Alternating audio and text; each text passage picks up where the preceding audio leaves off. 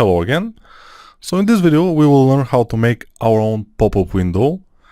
We will make a shortcut for it and we will be able to get it out every time we want in order to work faster, of course. So first we want to do is get this transform window out of the way and this one. If you want something of those palettes out of the way, you just drag it to the working area and it's gone. Enable customize and then we'll go to custom UI. So we'll create new menu which will we will name Z custom or most used or whatever you want, but Z custom is cool. So Z custom and press enter. And now it's here. It will go around this area later, but for now it's here. So from here we drag it, we open it and drag it here. So Z custom is here. We want to put some custom subpalettes inside this. So with enable customize activated, we go Control Alt, drag and put here a custom subpalette. You will notice that you cannot rename this subpalette until you put something inside. So first we will put inside the Z-remesher, pretty important and a useful function. Z-remesher, where are you? Okay, here it is. So Z-remesher. Let's Control Alt drag it here. Then we will Control Alt drag keep groups and detect edges, which is a new functionality in ZBrush 2019. And then of course target polygon count, it's very important. And we will rename this by Control Alt click on untitled and rename it Z-remesh. Okay. Next we want to put another subpalette, custom UI, Control Alt drag to the title you drag, not here, because it will go to Z-remesh. We don't want that. We want it to be the title and be separate. So here we'll put Dynamesh, del hidden and other stuff. Where will we find del hidden? I'm not sure where. Maybe in modify topo. Yes, del hidden.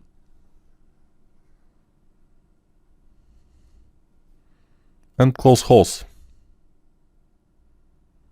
Pretty important things. Then go to Dynamesh, drag it out here. And yeah, I want it down. Also, I want groups, polish, and that's it. And resolution, of course resolution. And that will be all for our Dynamesh here. And we'll Control Alt click Dynamesh. It's not only Dynamesh, it's del hidden and close holes, but it's basically mostly Dynamesh. So Control Alt drag again to the title. We have another one. We'll put here merge, split, pretty important things. We do it all the time, or we will do it all the time in our tutorial. So split, merge down or split hidden. First merge down, I'll put it here, and then our split hidden.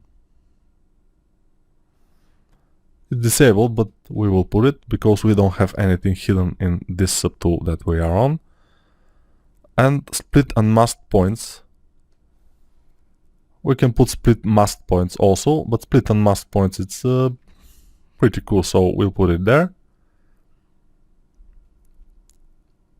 And I will Control Alt click and put this like split merge.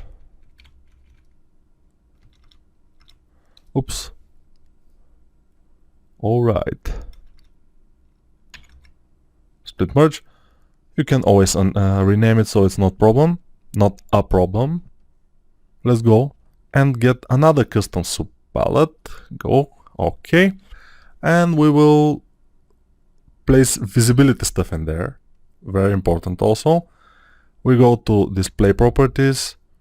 Double and flip are very, very important. We put double here.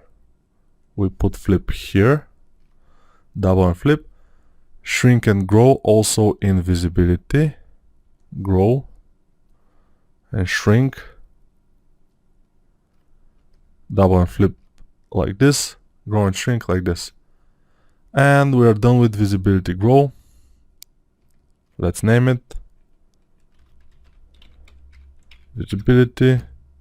Enter. And the last one for now, we can add more if you want, or you can add more if you feel like something is very much needed. You need to have it. That's why it's custom menu, because you customize it.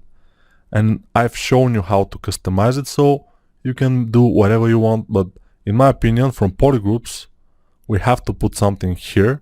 It's pretty important. We just have to put it. And it's first auto groups, then group visible, super important thing, and then group masked.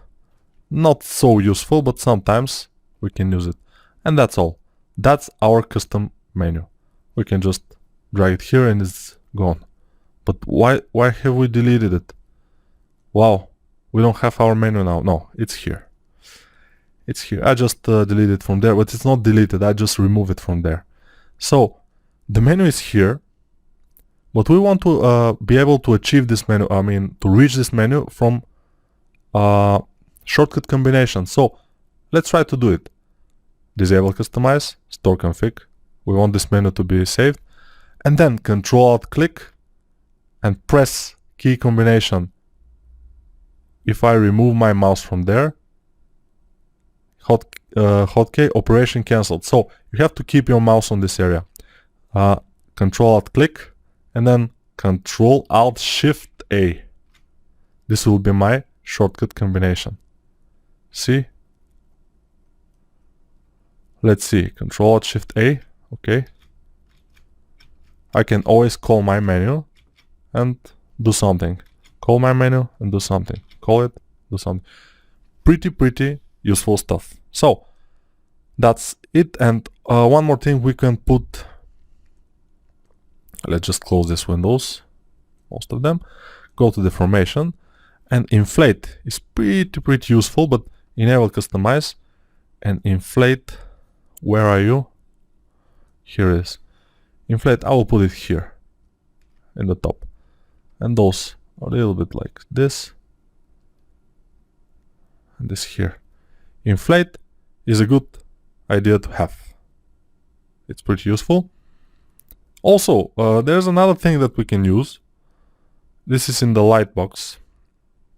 Not light box, but light menu. We can move our light from here, and we can get this and put it here. So we can have like better access to it, which is pretty cool. And these menus, let me think.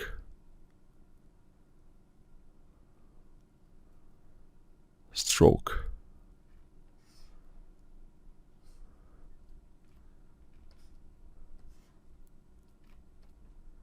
Okay, we can change those menus to be smaller here, as you can see. Also the material, I think we can change it to be smaller. Go to M. Oh, no, this is material. Go to material window, material, and just get some like basic material here. Alpha, also we can go to alpha and just get this here. And texture, let's see. Okay, yeah, we can take it with the texture also. So this is a trick with which you can make your menu a little bit smaller and just save space if you want. Next thing is the light. Let's put 4 lights here. And I put them in the order they are here. So okay. Then we put intensity slider here. It will make our menu a little bit bigger, but this is not a real issue.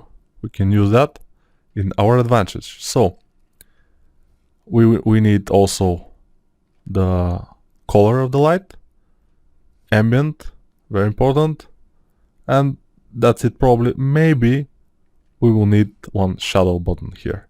So for example, this light here doesn't have shadow, but we can turn it on and off. So that's it for now for this. But we can do more. We can even go to render window and put, let me see, render fibers and stuff, BPR render pass. Okay, this is composite image. We can put here. We can put some stuff. When we render, they will appear here, and it will be very much easier to extract them from here. Those passes, ambient occlusion, mask is important, and depth, yeah, why not? So yeah, oh, cool. Let's do a BPR render, and they will appear here, and it will be very magical. BPR render, which is Shift Q. I just made this shortcut, and you can see here those passes. Ambient occlusion is not on, so it's not on, and mask is here, and the depth pass is here. So it's pretty useful, those things here. Alpha, texture, dots, which is the type of brush, a stroke. So I think all is here, and if you want to make your BPR render with Shift Q, by default it's Shift R, I think, you just disable customize, store config, and Control Alt click, and just Shift Q, and it's already there. Yeah. So other thing, let me think. I don't think that I don't think we need anything more for now, but if we do, we can always do it. We can put buttons here from render to. Okay, where's the render window? Go away. Render. Okay, and we can enable shadows and ambient occlusion from here. How? So shadows are here. Oops, I cannot do it because enable customize. Shadows are from here, and ambient occlusion is here. So we can enable ambient occlusion and then render, and then we'll wait a little bit more because ambient occlusion is a little bit slow, and this now will be our ambient occlusion, and it won't be very good ambient occlusion because we have to make some adjustments. I will show you really fast what adjustments you can make. BPR AO. You have to bump up the resolution a lot, like 4K. And now, when we render, it will be maybe the same speed, but you will see that the ambient occlusion will be much better quality. Yeah, it's better, believe me. So that's it for now. We have put a lot of effort, but for the combined time of the two videos is less than half an hour. So for half an hour, if you spend just half an hour, you can increase the speed of your workflow immensely. So it's cool. I think those things became very, very packed here, but yeah, why not? It's cool. So customize, store config, and we are good. So when you close ZBrush, you have to know that it will ask you to save changes to ZBrush project, but we don't, and then save changes to startup hotkeys. When you have changed the hotkeys, it will always ask you this question, and if you wanna save it, you have to press yes. So bye and see you in the next video.